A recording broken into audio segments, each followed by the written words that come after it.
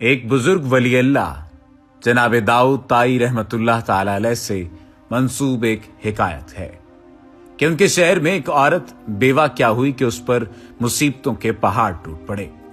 بچوں کا ساتھ اور کل جمع پونجی بس 3 درہم۔ حالات سے مقابلہ کرنے کی ٹھانی اور جا کر بازار سے ان 3 درہم کا اون خرید لائی۔ کچھ چیزیں بنا کر فروخت کی تو 5 درہم وصول پائے۔ 2 درہم سے کھانا پینا خریدا اور 3 درہم کا پھر سے اون لیتی آئی۔ اسی طرح کچھ دن گزر بسر کیا۔ ایک دن بازار سے کھانا پینا اور اون لے کر گھر کو لوٹی۔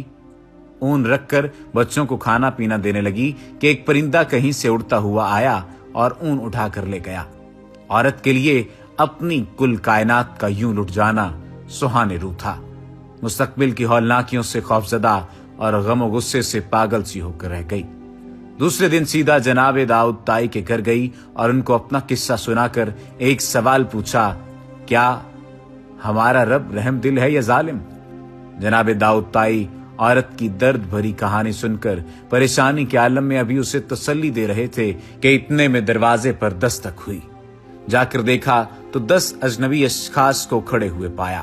ان سے آمد کا مقصد اور ماجرا پوچھا تو انہوں نے کہا، حضرت ہم سمندر میں سفر کر رہے تھے کہ ہماری کشتی میں ایک سوراخ ہو گیا۔ پانی اس تیزی سے بھر رہا تھا کہ ہمیں ہماری موت صاف نظر آ رہی تھی۔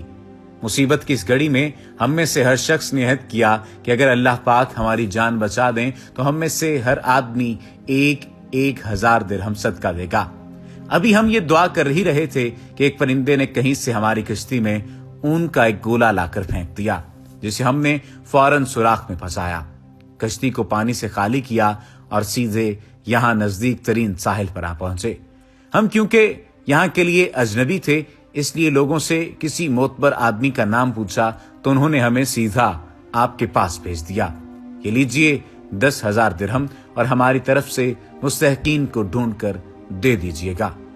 داؤد طائی رحمت اللہ تعالی علیہ رب العزت کی اس حکمت پر حیران و پریشان ہوتے ہوئے 10,000 درہم لے کر سیدھا اندر اس عورت کے پاس گئے۔